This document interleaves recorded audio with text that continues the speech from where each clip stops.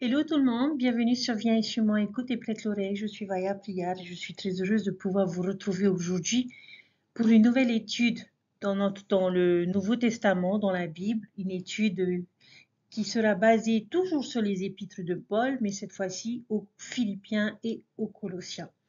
J'espère que vous avez passé un bon week-end, que vous êtes toujours en train de vous faire un délice des merveilleux discours de la conférence générale, surtout que nous avons accès à ces discours sur la médiathèque. Plongez-vous, s'il vous plaît, dans ces écritures, plongez-vous dans ces écrits, plongez-vous dans ces messages. Ils sont d'une puissance incroyable et viennent confirmer tout ce que nous découvrons à travers les Écritures. Cette semaine, nous voyons donc les livres de Philippiens et Colossiens. Lorsque vous allez commencer votre lecture, s'il vous plaît, munissez-vous d'un stabilo ou d'un crayon de couleur parce qu'il y a tellement de bonnes choses que nous découvrons cette semaine dans ces deux livres, pas très grands, mais qui sont d'une puissance incroyable. Paul a écrit ses épîtres aux Philippiens et aux Colossiens alors euh, qu'il était en prison. Il était prisonnier à Rome. Mais ces lettres n'ont pas le temps que l'on pourrait attendre de quelqu'un qui est en prison.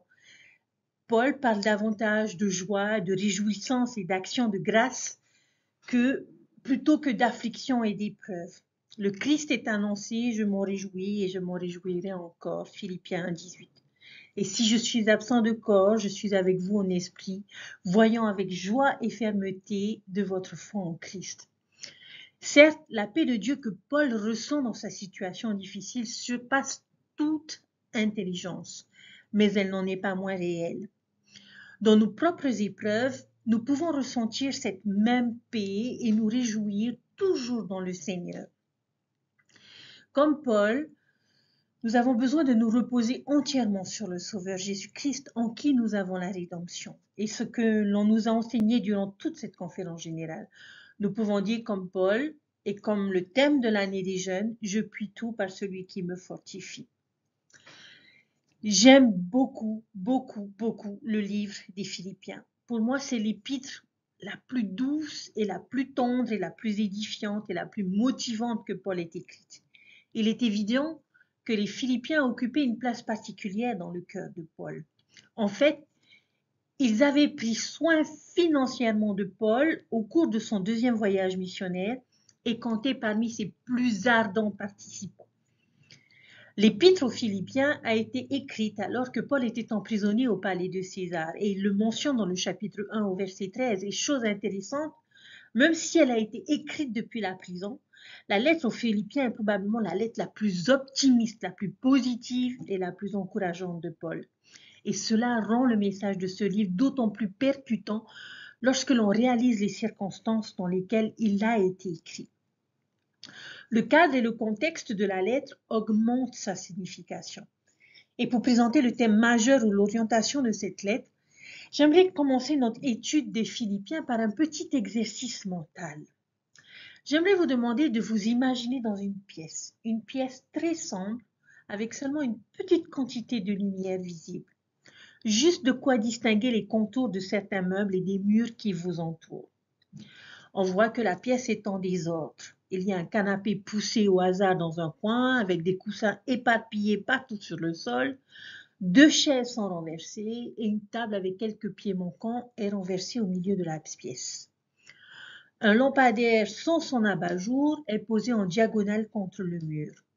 En observant cette scène, vous entendez une voix qui vous dit « Nettoie la pièce ». Alors vous vous mettez au travail, vous faites glisser le canapé contre le mur, vous rassemblez et remplacez tous les coussins, vous posez les chaises sur leurs pieds et les déplacez vers les autres coins. Vous trouvez l'abat-jour, vous le placez sur le lampadaire, sur la grosse lampe et le placez à la verticale. Et vous déterminez que la table est irréparable et donc vous la jetez hors de la pièce. Maintenant, en regardant autour de cette pièce, vous déterminez qu'elle est propre. Alors vous criez à la voix disant « La pièce est propre ». Ce à quoi la voix répond « Bien joué, bon et fidèle serviteur. Ta récompense est plus de lumière. Nettoie à nouveau la chambre. » Et ainsi, la pièce devient un peu plus lumineuse et avec la lumière supplémentaire, vous pouvez voir certaines choses que vous ne pouviez pas voir auparavant. Vous remarquez qu'il y a beaucoup de déchets et de papier sur le sol. Il y avait une photo à l'envers dans le coin que vous aviez manqué auparavant et le bout d'un tapis enroulé dépasse de dessous le canapé. Alors vous nettoyez les poubelles, vous accrochez le tableau au mur, vous déroulez le tapis au milieu de la pièce et vous vous dites, eh bien là, la pièce est propre. Alors vous entendez la voix qui vous dit, bien, bon et fidèle serviteur, ta récompense est plus de lumière. Nettoie à nouveau la pièce. Et ainsi, plus de lumière illumine la pièce. Et avec la lumière ajoutée, vous remarquez que le sol est couvert de saleté, que les chaises et les canapés sont poussiéreux et que le tableau est un peu incliné sur le mur. Alors, vous redressez le tableau, vous balayez le sol, vous époustez les meubles. Maintenant, vous regardez autour de vous et vous vous dites, maintenant la pièce est sûrement propre. Et la voix répond, bien joué, bon et fidèle serviteur. Votre récompense est plus de lumière. Nettoie à nouveau la pièce. Les lumières s'allument encore plus fort qu'auparavant. Et maintenant, vous commencez à réfléchir à ce que vous pourriez faire de plus. Et vous vous dites, eh bien, je pourrais nettoyer le sol et le faire vraiment briller. Les murs ont beaucoup de taches, alors je vais les repeindre. Ou bien, je pourrais passer l'aspirateur sur le tapis et peut-être pourrais-je retapisser le canapé et repeindre les chaises pour les assortir. Alors vous faites toutes ces choses et vous criez à la voix, la pièce est propre. À quoi vous entendez la voix dire, c'est bien, bon et fidèle serviteur, ta récompense est plus de lumière. Va et nettoie à nouveau. Maintenant, vous vous demandez ce que vous pouvez faire de plus. Mais une pensée vous vient alors. Je pourrais peut-être acheter une nouvelle table. Ces autres murs pourraient être utilisés de belles images. Peut-être pourrais-je ajouter un vase avec des fleurs et de nouvelles chaises. Et cela pourrait continuer encore et encore. Et chaque fois que vous vous faites un signalement, vous recevez plus de lumière et vous êtes invité à nettoyer à nouveau. Et très vite, vous supprimez les murs, vous ajoutez du parquet, vous améliorez le tapis et les meubles. Vous êtes rempli d'une vision de ce que pourrait être la pièce un jour. Et vous trouvez un épanouissement et un but en l'ajoutant et en l'améliorant. C'est la parabole de la pièce. Et je crois que c'est une bonne représentation de l'approche de la condition mortelle que notre Père Céleste veut que nous ayons dans cette vie. Notre Père Céleste nous invite toujours à aller plus haut, à devenir meilleurs et à avancer dans le monde. Et chaque fois que nous obéissons, chaque fois que nous nous sacrifions, chaque fois que nous déployons des efforts pour apprendre et grandir, il nous bénit avec davantage de lumière et une compréhension accrue. Nous disposons d'une capacité et d'une liberté encore plus grande pour agir et nous améliorer. Dieu ne veut pas que nous stagnions, que nous devenions complaisants dans notre vie de disciples ou que nous sentions que nous sommes arrivés au bout. Si Jésus-Christ est notre norme et la mesure de la stature à laquelle nous devrions aspirer, alors nous avons tous beaucoup de travail à faire. Nous ne voulons jamais nous contenter du assez bien. Nos vies et notre vie de disciples ne consistent pas seulement à devenir de bonnes personnes, mais à devenir des dieux. C.S. Lewis a ressenti cela et j'aime beaucoup cette citation de lui qui dit « Imaginez-vous comme une maison vivante. Dieu honte pour reconstruire cette maison. Au début, peut-être, vous pouvez comprendre ce qu'il fait. Il est en train de réparer les égouts, d'arrêter les fuites sur le toit. Il y a des tâches à accomplir et vous n'êtes donc pas surpris. Mais à présent, il commence à démolir la maison d'une manière qui fait abominablement mal et qui ne semble avoir aucun sens. Mais que fait-il? L'explication est qu'il est en train de construire tout un bâtiment, une maison différente de celle à laquelle vous pensiez en construisant une nouvelle aile par ici, en ajoutant un étage supplémentaire par là, en élevant des tours, en aménageant des cours. Vous pensiez que vous étiez transformé en une petite maison décente, mais il était en train de construire un palais et il a l'intention de venir y vivre lui-même. Fin de citation.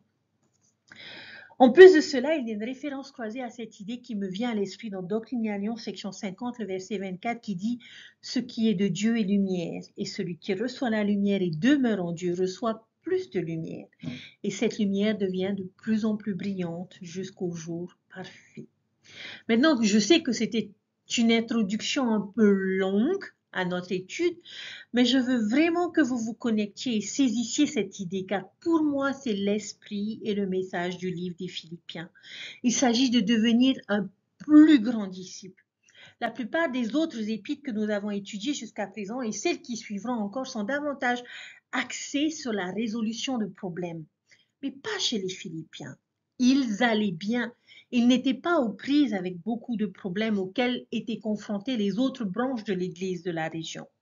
Par conséquent, Paul était capable de les élever plus haut.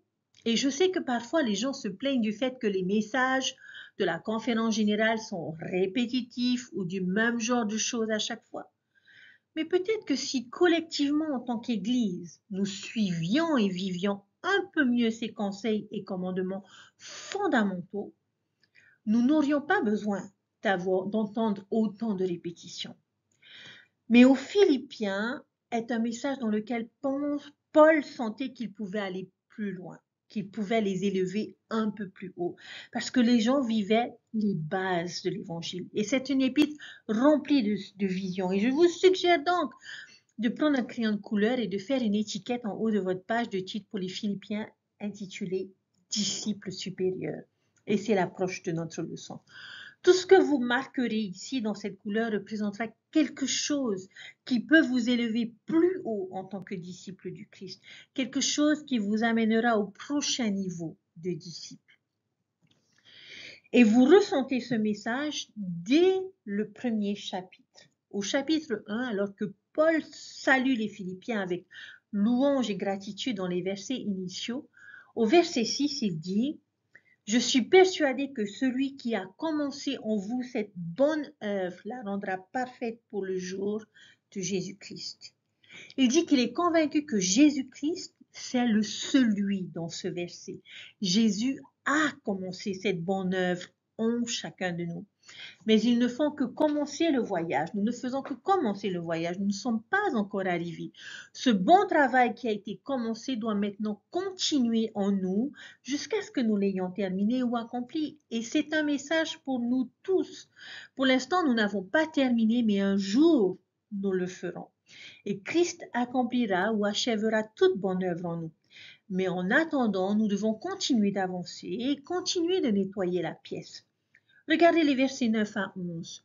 Et ce que je me demande dans mes prières, c'est que votre amour augmente de plus en plus en connaissance et en pleine intelligence, pour le discernement des choses les meilleures, afin que vous soyez purs et irréprochables pour le jour du Christ, remplis du fruit de justice qui est par Jésus-Christ, à la gloire et à la louange de Dieu.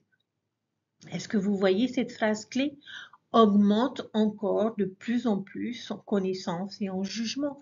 Rappelez-vous l'analogie de la pièce. Plus nous sommes justes et plus nous recevons de connaissances, de lumière et de jugement jusqu'à ce qu'un jour nous devenions sans offense ou purs et sans tache. Un jour nous serons complètement remplis des fruits de la justice. Mais pour l'instant, nous n'en sommes qu'au stade de la plantation, où nous travaillons, où nous faisons grandir et où nous sommes nourris jusqu'au jour où nous mangerons pleinement du fruit de l'arbre de vie, à la gloire et à la louange de Dieu. Alors, comment y arriver? Comment vivons-nous? Le reste du livre regorge de conseils étonnants sur la façon de faire pousser cet arbre, sur la façon de nettoyer la pièce, sur la façon de construire notre palais. Paul va nous apprendre comment élever notre statut de disciple. C'est comme une aide personnelle que nous pouvons trouver dans les Écritures. On va essayer d'établir une liste des principes différents possibles sur l'élévation du statut de disciple enseigné par les Philippiens. Et permettez-moi de vous guider à travers quelques versets. On va trouver 10 conseils. Le premier dans le chapitre 1, verset 27. Seulement, conduisez-vous d'une manière digne de l'évangile de Jésus-Christ afin que, soit que je vienne vous voir, soit que je reste absent, j'entends dire de vous que vous demeurez ferme dans un même esprit, combattant d'une même âme pour la foi de l'Évangile. que votre conversation soit telle qu'elle convient à l'évangile du Christ. Il s'agit d'une invitation de Paul aux Philippiens à améliorer leur langage. Une chose que nous pouvons faire pour élever notre statut de disciple est de chercher à purifier notre langage. Espérons maintenant qu'au strict minimum, notre langage soit exempt de jurons et d'obscénités, mais peut-on faire mieux?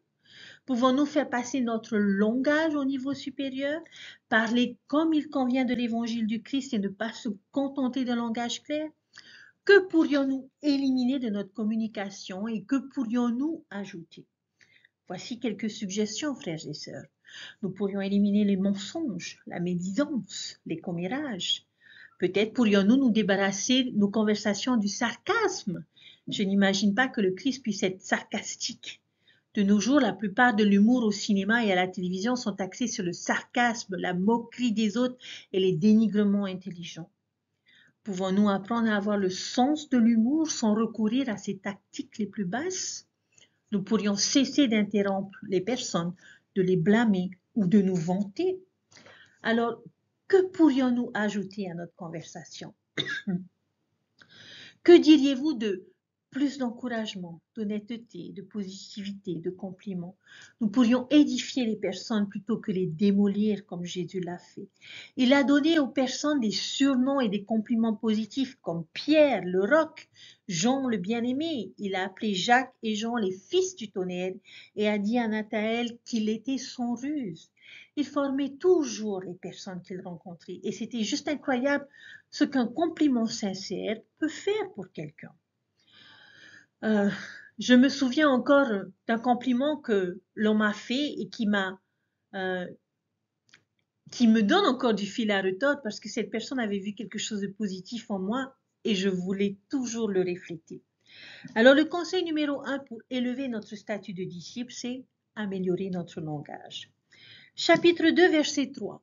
Ne faites rien par esprit de parti ou par vaine gloire, mais que l'humilité vous fasse regarder les autres comme étant au-dessus de vous-même. Nous connaissons donc tous la règle d'or. Faites aux autres ce que vous voudriez qu'ils vous fassent. Mais rappelez-vous, aux Philippiens, il s'agissait d'aller plus haut et de faire passer les choses au niveau supérieur. Nettoyez encore plus la pièce. Paul dit de se traiter mieux que vous ne vous traiteriez vous-même. Peut-être pourrons-nous appeler cela la règle platine. Estimer les autres mieux que nous-mêmes nous aiderait à rester humble, ce qui est une caractéristique essentielle à notre croissance spirituelle. Maintenant, je ne pense pas que Paul veuille dire que nous devrions nous dévaloriser ou avoir une faible estime de nous-mêmes et penser que tout le monde est meilleur que nous. Il y a une différence entre l'humilité et être un paillasson. L'humilité reconnaît la valeur infinie de toutes les âmes et elle les traite comme elles peuvent et devraient être, dans l'espoir qu'elles deviennent telles qu'elles peuvent et devraient être. Donc, conseil numéro 2 pour élever notre statut de disciple, traiter les autres mieux que nous-mêmes. Chapitre 2, verset 4. Que chacun de vous, au lieu de considérer ses propres intérêts, considère aussi ceux des autres. Dans un pays ou une société où la règle standard est de veiller au numéro 1, le chien mange, le chien, la survie du plus fort, je dois avoir le mien, moi d'abord, vos problèmes sont vos problèmes, Paul nous aborde avec cette approche rafraîchissante. Prendre soin non seulement de nos propres affaires, mais aussi de celles des autres. Faites des besoins des autres votre préoccupation. Et c'est quelque chose de vraiment difficile à faire car nous sommes tous naturellement intéressés. Il s'agit d'une forme supérieure de disciple. Et j'aime beaucoup la phrase de Charles Dickens où Ebenezer Scrooge raconte au fantôme de Jacob Marley qu'il a toujours été un bon homme d'affaires. Et ce à quoi Marley répond par affaire. L'humanité était son affaire. Le bien commun était son affaire. La charité, la miséricorde, la patience et la bienveillance étaient toutes ses affaires. Les transactions de son commerce n'étaient qu'une goutte d'eau dans l'océan global de son entreprise.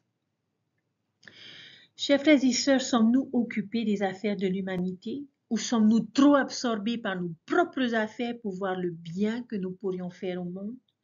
Si nous souhaitons être de meilleurs disciples, nous devons chercher à prendre soin des choses ou du bien-être de nos semblables. Conseil numéro 3, travaillez pour le bien des autres et pas seulement pour vous-même. Chapitre 2, verset 14. Faites toutes choses sans murmure ni dispute. C'est une chose de faire les bonnes choses. C'en est une autre de faire les bonnes choses avec la bonne attitude. Les faire sans murmurer ni se plaindre. Vous vous souvenez de l'amant et de Lémuel dans le livre de Mormon. Ils ont fini par faire la plupart des choses que Néphi a faites, n'est-ce pas? Ils ont quitté Jérusalem, ils sont retournés chercher les plaques, ils ont aidé à construire le bateau, ils ont voyagé vers la terre promise, tout comme Néphi. Alors pourquoi n'ont-ils pas été bénis comme Néphi? À cause de leur attitude. Ils ont murmuré tout le long du chemin et ont fini par tourner le dos à Dieu et à l'Évangile. L'attitude de Néphi transforme ses expériences en bénédiction et en privilège, tandis que celle de l'amant et Lémuel en ont fait une malédiction. À quoi sert de se plaindre de toute façon? Cela nous rend simplement malheureux. Cela rend les personnes autour de nous malheureux et ne change absolument rien. Il n'y a aucune vision dans la plainte, aucun plan pour surmonter, aucune reconnaissance des bénédictions de Dieu. Se plaindre doit être l'une des choses les plus inutiles que nous puissions faire de notre temps. Et malheureusement, chers frères et sœurs, beaucoup d'entre nous en arrivent au point où nous nous plaignons même de nos bénédictions. C'est une chose de se plaindre de nos épreuves, mais c'est une folie absolue de se plaindre de nos bénédictions. Nous pouvons nous plaindre de ce qui nous est proposé pour le dîner. Oublions-nous que la moitié de la population mondiale souffre de malnutrition ou meurt de faim. Parfois, mes enfants se plaignent de l'école ou des devoirs. Et je me dis, est-ce qu'avoir la possibilité d'acquérir une éducation est une épreuve? Non, c'est une bénédiction. Il y a des millions de personnes sur la planète qui aimeraient pouvoir recevoir une éducation. Peut-être que nous nous plaignons du fait que notre maison n'est pas plus grande, nos voitures plus belles, notre téléphone le plus récent modèle. Nous transformons nos bénédictions en malédictions. J'ai eu l'occasion de voyager dans de nombreux endroits dans le monde et si ma vie ne m'a appris qu'une chose jusqu'à présent, c'est que je n'ai aucun droit de me plaindre de n'importe quoi. J'ai tellement été bénie. Comment oserais-je me moquer de Dieu en me plaignant de ma situation, même si elle pourrait être beaucoup plus idéale? Donc, conseil numéro 4, pour élever notre statut de disciple au niveau supérieur, arrêtons de nous plaindre. Chapitre 3, versets 7 et 8. Une brève introduction avant de lire ces versets. Lorsque Paul est devenu chrétien, il a beaucoup abandonné. Il avait une vie plutôt facile avant le christianisme et un brillant avenir en tant que pharisien. Il était citoyen romain, il avait un revenu décent en tant que fabricant de tentes et connaissant son ambition et son intelligence, il aurait vraiment pu se faire un nom dans la hiérarchie juive. Au lieu de cela, il a abandonné tout cela pour faire quoi? Sillonner le monde antique, enseigner, faire face à la persécution, aux critiques des autres membres, aux épreuves, à la douleur physique, aux coups, et se vautrer en prison après prison. N'oubliez pas qu'il écrit cette lettre depuis la prison. Il a eu une vie incroyablement difficile. Vous vous souvenez de lui énumérant toutes ses difficultés dans 2 Corinthiens chapitre 11. On pourrait lui demander ce qu'il a ressenti à l'idée de perdre tout l'argent, le prestige, la facilité de la vie et le succès pour affronter de telles difficultés. Comment l'a-t-il vu? Verset 7. Mais ces choses qui étaient pour moi des gains, je les ai regardées comme une perte à cause du Christ. Et même je regarde toutes choses comme une perte à cause de l'excellence de la connaissance de Jésus-Christ, mon Seigneur, pour lequel j'ai renoncé à tout et je les regarde comme de la boue afin de gagner Christ. Ce sont des images assez vivantes. Comment a-t-il perçu tout ce qu'il avait perdu? Comme de la simple boue. Connaître Christ, travailler pour Christ, représenter le Christ, souffrir pour le Christ, était pour lui une chose bien plus précieuse que tout ce gain terrestre. Que nous enseigne Paul? Un disciple joyeux considère toutes les possessions, les honneurs, les réalisations et les succès du monde comme de la boue. Et j'aime beaucoup cette perspective. Nous vivons dans un monde où tout le monde tente d'accumuler davantage, plus d'argent, plus de reconnaissance, plus de renommée, plus de pouvoir. Mais qu'accumule-t-il? Juste encore de la boue, selon Paul. Certaines personnes ont plus de boue que d'autres. Et ce qui me rappelle euh, un des animaux le plus répugnants de la planète est le bousier. Qu'est-ce que font les bousiers? Eh bien, ils rassemblent les excréments d'autres animaux en une boule ronde et la font rouler derrière eux. Pourquoi font-ils cela? Qu'en faut-il? Eh bien, pour le manger et pour y pondre leurs œufs. Et vous savez, vous penseriez qu'il serait plus facile et plus rapide de se déplacer sans avoir à trimballer derrière soi une boule quelconque. Il ne semble pas voir les choses de cette façon. Chers frères et sœurs, je pense que beaucoup d'entre nous ressemblent à cet animal où nous nous chargeons des soucis, des réalisations et du bagage du monde.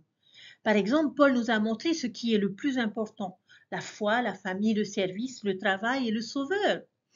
Donc, sachez que nous gagnons en tant que disciples du Christ dépasse toute récompense terrestre que nous pouvons perdre. Chapitre 3, versets 12 à 14. Verset 12, ce n'est pas que j'ai déjà remporté le prix ou que j'ai déjà atteint la perfection, mais je cours pour tâcher de le saisir, puisque moi aussi j'ai été saisi par Jésus-Christ.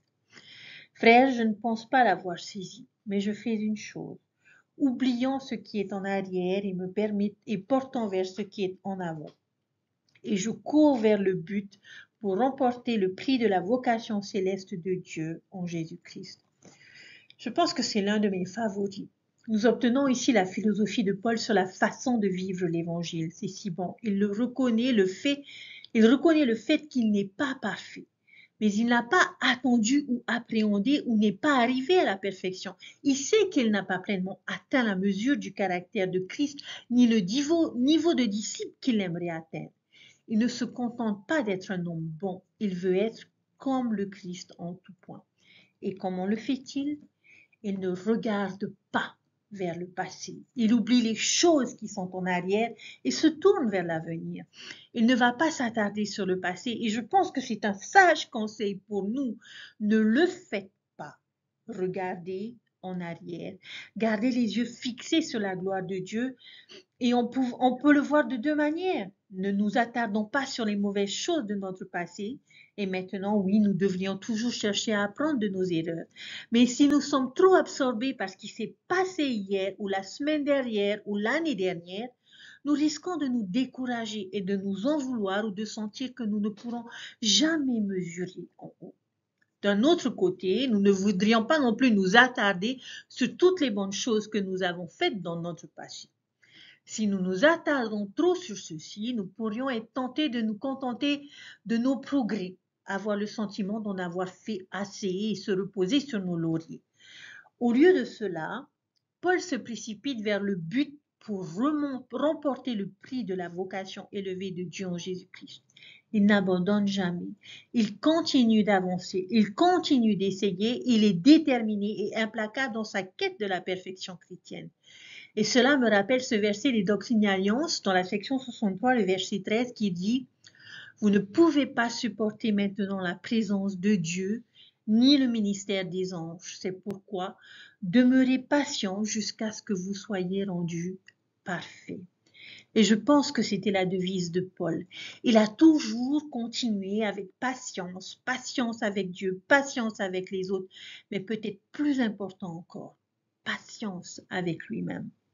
Un jour, nous serons rendus parfaits par l'expiation parfaite du Christ. En attendant, avançons, avançons vers l'objectif pour le prix et un jour, nous l'atteindrons et l'appréhenderons. N'oublions pas que sur une voiture, nous avons un immense pare-brise et un minuscule rétroviseur. Pourquoi? Parce que ce qui est devant nous est 10 fois plus important que ce qui est derrière nous. Donc, conseil numéro 6, mettons notre passé derrière nous, à la fois mauvais et bon, et avançons vers le prix. Chapitre 4, versets 4 à 6. Réjouissez-vous toujours dans le Seigneur. Je le répète, réjouissez-vous. Que votre douceur soit connue de tous les hommes. Le Seigneur est proche. Ne vous inquiétez de rien, Mais en toute chose, faites connaître vos besoins à Dieu par des prières et des supplications avec des actions de grâce. L'on pourrait probablement résumer ces versets en une seule déclaration concise. Ne vous inquiétez pas et soyez heureux. Paul était un homme heureux et j'aime la façon dont il leur dit 2 fois de se réjouir. Je ne pense pas que nous soyons parfois aussi heureux que Dieu le souhaite. Il veut que nous soyons heureux. Et j'aime beaucoup la note de bas de page qui nous indique une autre traduction de l'expression qui dit « Ne faites attention à rien ». Cela signifie « Ne vous inquiétez pas outre mesure de quoi que ce soit ». Arrêtez-vous de vous inquiéter autant. En nous préoccupant trop des éventuels problèmes qui pourraient survenir demain, nous sapons aujourd'hui notre joie potentielle. Aujourd'hui, il y a assez de nos propres préoccupations et problèmes. Concentrons-nous sur cela. Pourquoi ajouter les préoccupations de demain à la charge? De plus, si nous ajoutons tous nos problèmes passés à nos inquiétudes, il n'est pas étonnant que nous soyons si découragés et misérables. Nous ne sommes pas censés traiter simultanément les problèmes d'hier, d'aujourd'hui et de demain. Nous vivons notre vie un jour à la fois et réjouissons-nous-en. S'inquiéter comme se plaindre est une perte totale de notre énergie, de notre temps. Nous avons reçu un cadeau extraordinaire de notre Père Céleste, le libre arbitre. Et c'est plus que la simple capacité de choisir ce que nous faisons, c'est aussi la liberté de choisir comment nous réagirons. Nous pouvons choisir d'être contrôlés par ce qui nous arrive ou nous pouvons choisir de contrôler notre réponse à ces choses. Il est possible d'être heureux quelle que soit notre situation. Nous devons juste arrêter de nous inquiéter et commencer à vivre. La vie n'est pas seulement faite pour être endurée, mais aussi pour être appréciée. Les hommes et les femmes sont là pour avoir de la joie. De Néphi chapitre 2 verset 5. Alors, chers frères et sœurs, pour élever notre statut de disciples, ne nous inquiétons pas et soyons heureux. Chapitre 4 verset 8. Au reste, mes frères, que tout ce qui est vrai, tout ce qui est honorable, tout ce qui est juste, tout ce qui est pur, tout ce qui est aimable, tout ce qui mérite l'approbation, ce qui est vertueux et digne de louange, soit l'objet de vos pensées. Cela devrait vous sembler familier, n'est-ce pas? Où avez-vous déjà entendu cela? Dans le 13e article de foi et dans le discours du président Nelson. Rappelez-vous comment il est dit dans cette déclaration? En effet, nous pouvons dire que nous suivons l'exhortation de Paul. C'est le verset auquel cela fait référence. C'est l'avertissement de Paul. Voici ce que recherche un disciple joyeux. Nous passons notre vie à rechercher des choses pures, belles, louables et de bonne réputation.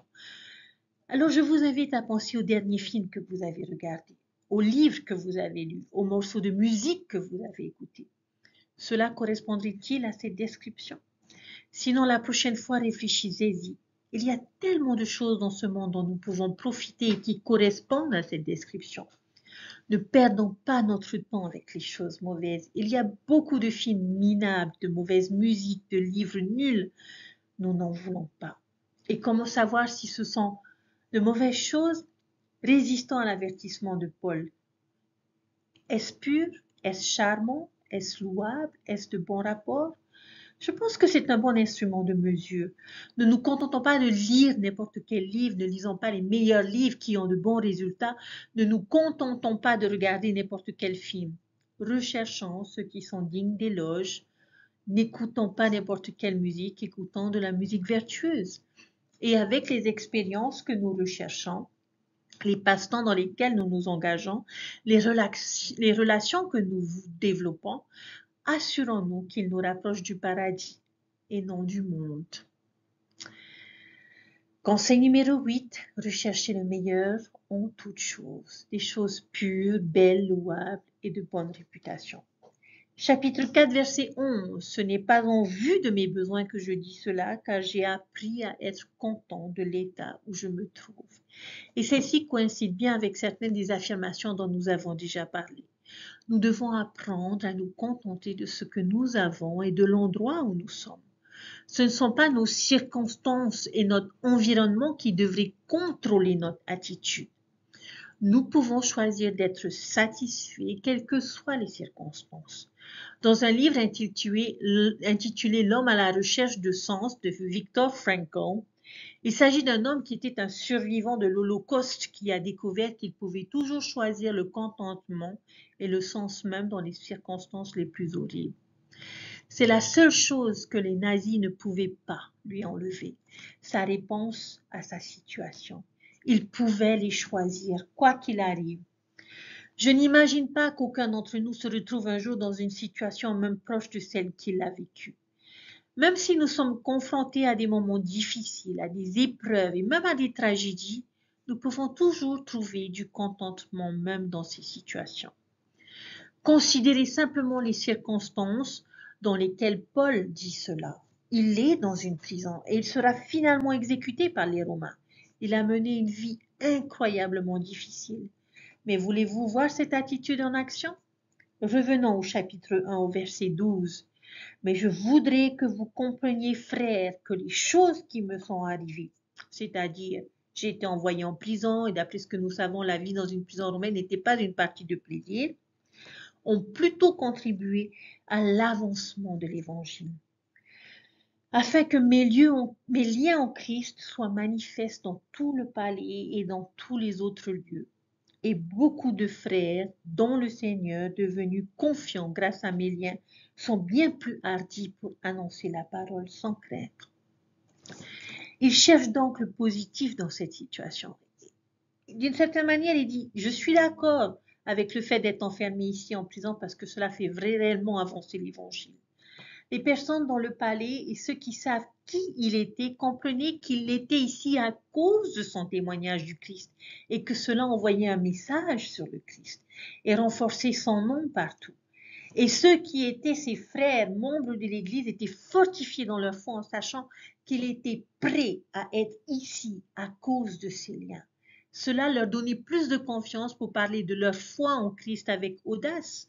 Alors comment cela pourrait-il être une mauvaise chose? Paul pouvait voir le côté positif même à l'intérieur alors qu'il se languissait dans une prison romaine. Et plus tard, dans ce même chapitre, son attitude quant à savoir s'il serait exécuté ou non, y a-t-il une lueur d'espoir là-dedans? Regardez le verset 19. Car je sais que cela tournera à mon salut grâce à vos prières et à l'assistance de l'Esprit de Jésus-Christ. Selon ma ferme attente et mon espérance que je n'aurai honte de rien, mais que maintenant, comme toujours, Christ sera glorifié dans mon corps avec une pleine assurance, soit par ma vie, soit par ma mort. Car Christ est ma vie et la mort m'est un gain. Mais s'il est utile pour mon œuvre que je vive dans la chair, je ne saurais dire ce que je dois préférer. Je suis pressé des deux côtés. J'ai le désir de m'en aller et d'être avec le Christ, ce qui de beaucoup est le meilleur. Mais à cause de vous, il est plus nécessaire que je demeure dans la chair. Et je suis persuadé, je sais que je demeurerai et que je resterai avec vous tous pour votre avancement et votre joie dans la foi, afin que, par mon retour auprès de vous, vous ayez en moi un abondant sujet de vous glorifier en Jésus-Christ. Est-ce que vous comprenez ce qu'il dit ici? Peu importe que je vive ou que je meure, les deux apporteront gloire au Christ. Alors pourquoi devrais-je m'inquiéter? Si je meurs, je pourrais être avec le Christ. Comment cela pourrait-il être une mauvaise chose? Si je vis, alors je peux sortir et continuer à enseigner le Christ aux personnes. C'est tout gagné. En fait, il lui était difficile de décider ce qu'il préférait. Il était dans une situation difficile entre les deux options. Mais j'imagine qu'il serait libéré et je pense à quel point leurs retrouvailles seront douces. Encore plus doux à cause des épreuves et de la séparation qu'ils ont subies. Voyez-vous ici comment Paul marche et ne se contente pas de parler? Il a mis en pratique son conseil. Plus que là, on a l'impression qu'il y croit vraiment, qu'il est sincère. Il se contente de quel que soit l'état dans lequel il se trouve, d'être ainsi content. Et j'aime beaucoup cette citation d'Elder Uchtdorf qui a dit « Pourrais-je suggérer que nous considérions la gratitude comme une disposition, un mode de vie indépendant de notre situation actuelle ?» En d'autres termes, je suggère qu'au lieu d'être reconnaissant pour les choses, nous nous concentrions sur le fait d'être reconnaissant dans nos circonstances, quelles qu'elles soient. J'aime beaucoup cette pensée. J'ai toujours pensé que la gratitude consistait à être reconnaissant pour les choses. Mais plus encore, la gratitude consiste à être reconnaissant pour toutes choses, même les épreuves, la douleur et la souffrance. Et Paul avait compris ce principe.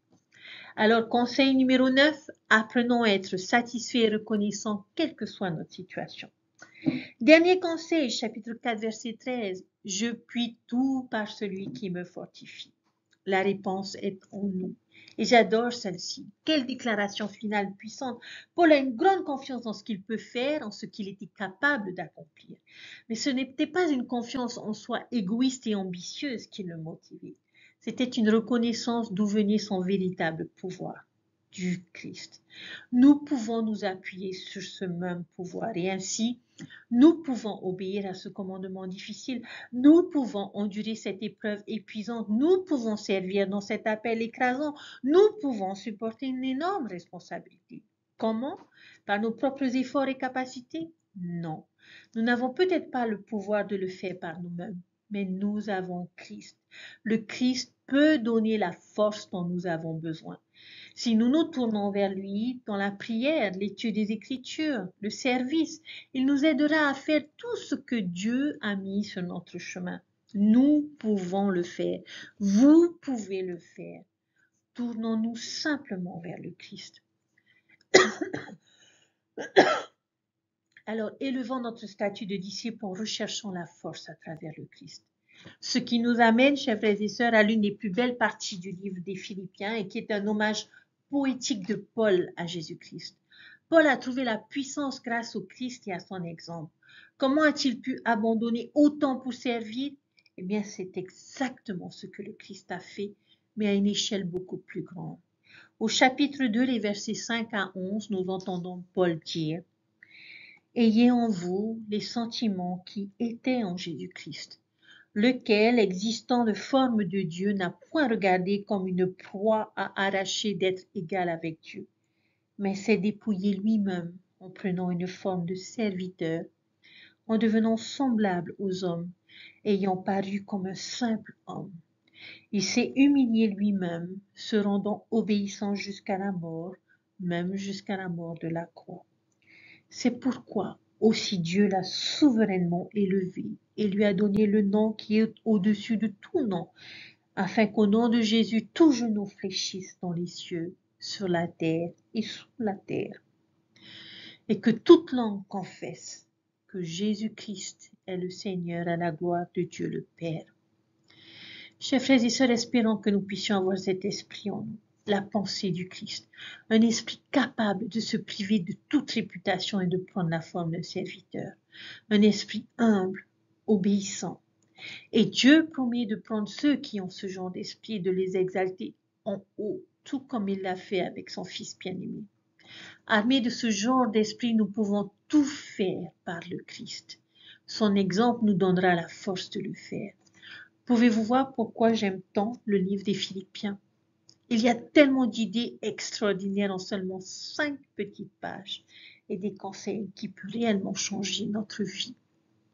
Et je vous invite, chers frères et sœurs, à jeter un œil à tous ces enseignements et vérités incroyables en un seul endroit et à mettre en pratique ces choses. 2 questions que nous pouvons considérer et que nous pouvons méditer. Laquelle de ces vérités ou conseils avez-vous le plus besoin aujourd'hui et pourquoi? Et qu'êtes-vous prêt à faire pour élever votre statut de disciple dans ce domaine?